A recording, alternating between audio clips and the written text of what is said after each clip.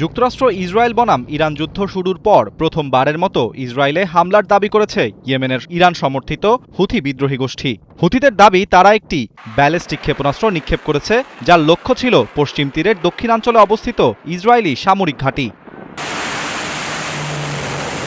তবে ইসরায়েল জানিয়েছে ক্ষেপণাস্ত্রটি তাদের আকাশ প্রতিরক্ষা ব্যবস্থা সফলভাবে প্রতিহত করেছে। এতে বড় ধরনের ক্ষয়ক্ষতির খবর পাওয়া যায়নি। এই হামলা ইরানের বিরুদ্ধে আগ্রাসনের জবাব বলে জানিয়েছে হুথি গোষ্ঠী। এদিকে ইরান যুদ্ধ নিয়ে ন্যাটোর ভূমিকায় হতাশ মার্কিন প্রেসিডেন্ট ডোনাল্ড ট্রাম্প। এক সম্মেলনে দেয়া বক্তব্যে তিনি বলেন, এই সংকটে ন্যাটোর কার্যকর কোনো ভূমিকা চোখে পড়ছে না।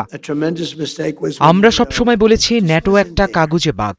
আমরা ন্যাটোকে সাহায্য করি, কিন্তু তারা কখনো আমাদের সাহায্য করবে না। লেবাননের রাজধানী বৈরুতে একটি ইসরায়েলি যুদ্ধবিমান লক্ষ্য করে সারফেস টু এয়ার মিসাইল ছুড়েছে হিজবুল্লাহ। দক্ষিণ লেবাননে ইসরায়েলি সেনাদের রুখতে গত 24 ঘণ্টায় সীমান্ত ও দেশটির অভ্যন্তরে অন্তত 82টি অভিযান চালিয়েছে গোষ্ঠীটি। এতে অন্তত 9 ইসরায়েলি সেনা আহতের কথা জানিয়েছে আইডিএফ।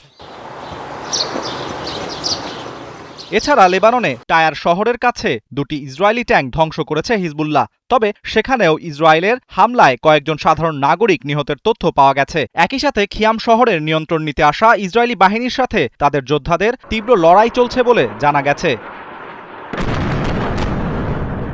সৌদি আরবে অবস্থিত প্রিন্স সুলতান বিমান ঘাঁটিতে ইরানের ভয়াবহ ক্ষেপণাস্ত্র হামলায় অন্তত 12 মার্কিন সেনা সদস্য মারাত্মকভাবে আহত হয়েছেন। এই হামলায় বেশ কয়েকটি মার্কিন জ্বালানি সরবরাহকারী বিমান ক্ষতিগ্রস্ত হয়েছে বলে জানায় মার্কিন সংবাদ মাধ্যম।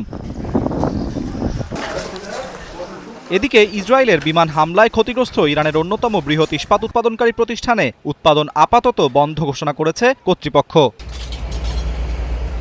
আরাফাত ইসলাম, ৭১।